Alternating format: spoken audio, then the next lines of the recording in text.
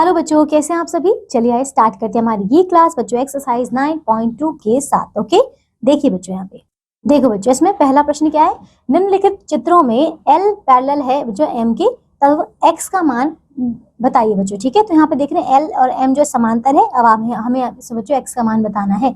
ये 135 है, तो ये वाला भी क्या होगा बच्चों, 135 ही होगा क्योंकि एकांतर कोण है। ठीक है, एकांतर कोण हमने देखे थे कितनी रेखा जो है काट रही है। ठीक है, इसमें अगर देखेंगे बच्चों ये क्या है, ये दो समांतर है तो ये 140 बच्चों, ये भी 140 ही होगा। ठीक है, अब जो सेकंड है इसमें कि ए बी बच्चों समांतर है सी डी के, सी डी बच्चों समांतर है इसमें ई एफ के।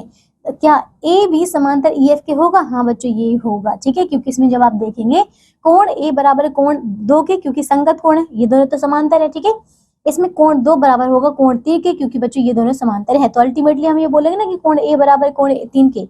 देखो हम ऐसे करने वाले हैं, कोण एक बराबर है कोण दो के, क्योंकि ये क्या है, संगत कोण है। ठीक है, संगत कोण है।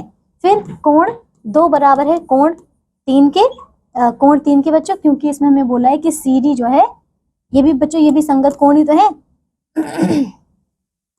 ये भी संगत कोण है।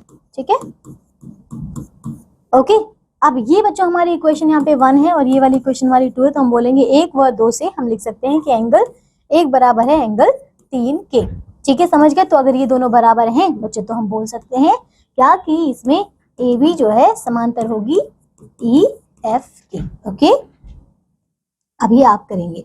ये देखिए फोर्थ, यदि दो समांतर रेखाओं को कोई तिर्यक रेखा काटे तो तो निम्नलिखित कथनों में से सही कथनों को छांटिए। ठीक है बच्चों, पहला इसमें एकांतर कोणों के दो जोड़े बनते हैं, एकांतर कोणों के। हाँ बच्चों बिल्कुल सही है, तो बिल्कुल सही है। फिर प्रत्येक अंतः कोण के लिए एक संगत कोण होता है तो हाँ बच्चों बिल्कुल सही है। ठीक है, अब यहाँ पे बताइए तो संलग्न चित्र में यहाँ पे क्यू आर एस, देखो कोण क्यू आर एस ये वाला कितना होगा, जबकि पी क्यू बच्चों पैरेलल है इसके। अब आप देख रहे हैं अगर पी क्यू समांतर है आर एस के, तो ये कोण अगर 35 है बच्चों, ये भी 35 होगा क्योंकि ये एकांतर अंतः कोण है। ठीक है, समझ गए। अब यहाँ पे देखो कोण ये जो है हमें एक्स और वाई जो है बनाना है। ठीक है, इनका माप बताना है। ये 35 है, ये 80 है। ठीक है, ये अगर बच्चों एक्स है तो यहाँ पर बच्चों ये एक्स बनेगा, क्योंकि ये क्या है, ये ऊर्ध्वाधर कोण होते हैं। ठीक है, समझ गए। इसमें ये लाइन इसके पैरेलल है। अब ये देखो ये कितना है यहाँ पे। ठीक है, देखो यहाँ पे अब आप देखेंगे ये लाइन इसके पैरेलल। ठीक है, अच्छा ये 75 है बच्चों, तो ये वाला कितना होगा बताइए, ये वाला कितना होगा यहाँ पे, ये 75 है तो ये होगा 105 का। ये 105 है तो ये वाला भी 105 है, क्योंकि यहाँ पे रेखाएं क्या है, पैरेलल है। ओके, अब आते हैं नेक्स्ट जो है 7th वाला।